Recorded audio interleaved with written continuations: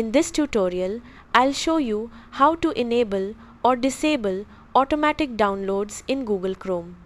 If you want to control whether websites can download multiple files automatically, Chrome lets you manage this setting in just a few steps. To get started, open Google Chrome on your computer. Once Chrome is open, click the three-dot menu in the top right corner of the browser, then select Settings. In the Settings page, click Privacy and Security from the menu on the left. Next, select Site Settings to open Chrome's website permission controls.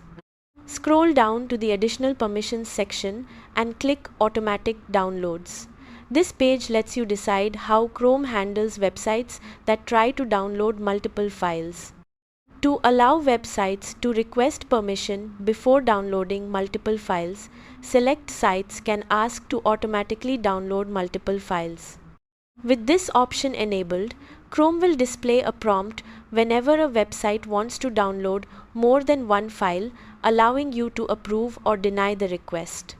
If you prefer to block these requests entirely, select Don't allow sites to automatically download multiple files. Chrome will prevent websites from downloading multiple files without your approval. You can also manage exceptions on this page by adding specific websites to the allowed or not allowed lists.